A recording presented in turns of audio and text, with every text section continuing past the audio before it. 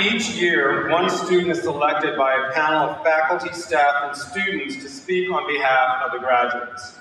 The spokesperson for the class of 2012 is Brenda Trejo Rosas, who will receive a Bachelor's of Arts degree in Cultural Anthropology and Environmental Studies with a minor in Latin American Studies today.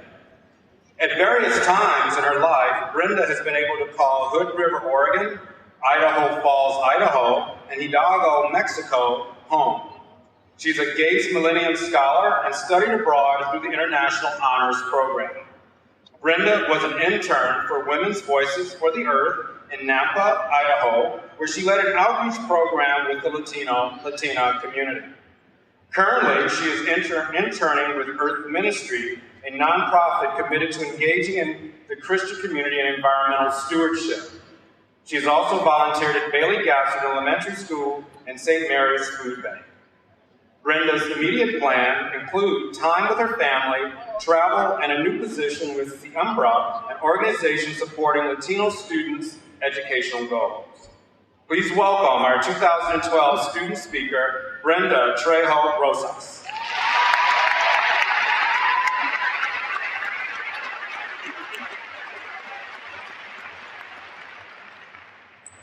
Thank you, Provost Crawford. Thank you, family, friends, and esteemed faculty and staff for being here with us today. Students of the Seattle U class of 2012, today we will be receiving the degrees we have put our effort and energy towards. It is an immense privilege for us to join the tiny percent of college graduates worldwide. Sure, we probably will make more money than non-college grads, but as Seattle U Redhawks with veggie, vegan, and gluten-free options, we know it's not all about the bacon. Through our Jesuit education and community, we have learned the importance of care, academic excellence, diversity, faith, justice, and leadership. These values we must continue to hold close as we did these past 4 plus or minus years we have been at Seattle U. We now have the privilege to be in positions where our decisions may impact the course of our communities. Let us use this privilege to be responsible, active members of a just and humane world. Today, I will receive a double degree. This may be surprising to those who expected me and other children of Mexican immigrants to drop out of middle school and high school, become parents, or end up in jail.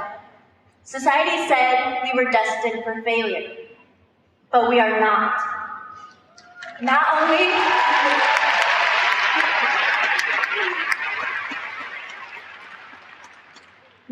did I graduate from high school, but through a rigorous selection process, I was also selected as a Gates Millennium Scholar with the full right to the college of my choice. None of these successes were of my own doing. No, I have always had family, friends, and mentors helping me. One first grade girl helped me in a very powerful way. When all the girls in my first grade class decided not to sit next to me because I was Mexican, one brave girl said, "No, Brenda is my friend, and I'm going to sit next to her." I don't know where this girl may be, but she kept my heart open and taught me that there were leaders for a just and humane world. Through my experience at Seattle U, I have met many leaders like this little girl. One of them is Marianne Mork, a Seattle U graduate. There was a challenging time when I lost my housing during the academic year, and Marianne and her family welcomed me into their home. They became my family away from home during a very stressful time, during which Seattle U professors, students, and staff also offered their support. Many of you will be, and have been for others, that little girl whose kindness opened my heart to the rest of the world, but most importantly, helped me understand that as Catholics and human beings, we all have other families out there, and everywhere. At Seattle University, we have been blessed to be in a space where social justice is preached and practiced. We were able to take theology classes that some of us may have enjoyed more than others. I, like many of you, took Jesus and Liberation with Wes Howard Brooke. Wes helped me discern the meaning of being Catholic, which is not about empty rituals. On my travels to Africa, Australia, India, and New Zealand, I learned that indeed God is on the side of the oppressed, and that includes the environment, nature, or mazingira, as it is called in Tanzania. Nature is culturally relative. At Seattle U, I have been listening, and God's plan has unfolded as I have been able to strengthen my faith and commitment to what I simply call justice, believing that there is no difference between environmental and social justice. We'd be lying to ourselves if we said our experience at Seattle U did not include difficulties. Many of us lost close friends and family members while we were trying to keep up with our studies. Some of us had moments in which we were discriminated, felt isolated, tired, and stressed. There were broken hearts and times of confusion. Others became cynical, thinking about the environmental or economical crises we face. We do face many challenges, and so it is a perfect time to work together, listen, and not debate, as we engage in a dialogue and seek life-giving activities. I must now quote Steve Jobs. Don't let the noise of others' opinions drown your own inner voice.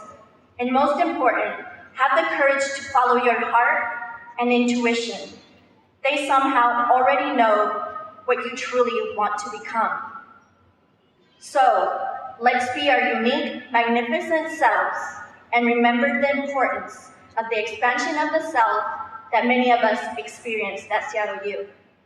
Let us remember that a just world is for diversity among humans, different languages, jokes, ways of being and knowing, but a just world is also a world with biodiversity.